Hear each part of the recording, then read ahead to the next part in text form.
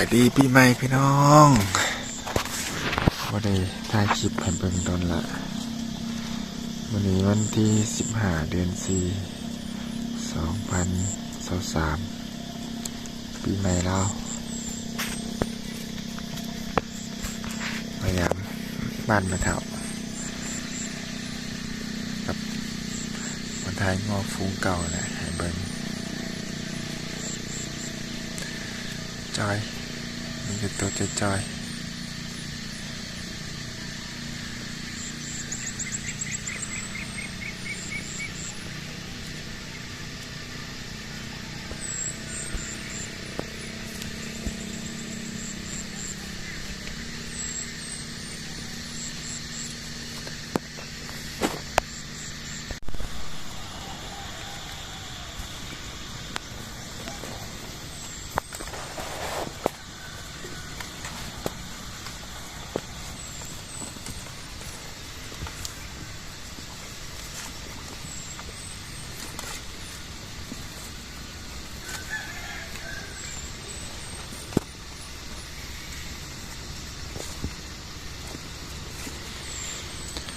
ฝนก็บ่ตกอากาศก็ร้อน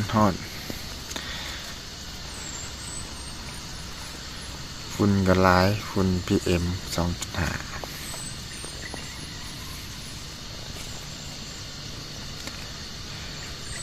อากาศก็ดีแน่แต่ยามเช้า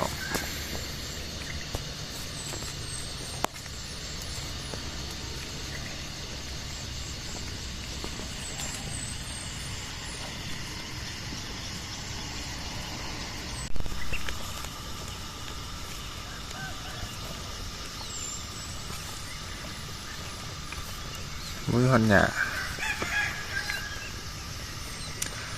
เริ่มกินแต่ยอดหญ้าเป็นแต่ดูข้างงัวแต่ละตัวก็ได้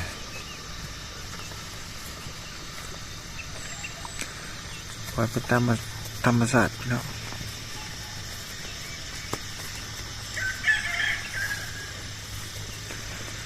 มันเรากินตามพื้นที่ไร่นานี่3 เฮกตาร์ไป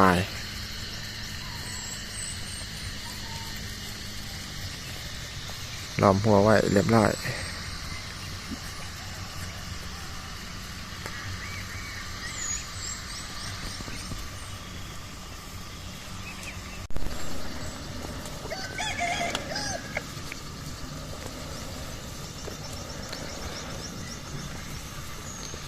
สงกรานต์ปีนี้ถือว่ายังครบอยู่ยังบ่ทันมีตัวใดที่ถูกปล่อยไปมันจอยแห้งหลาย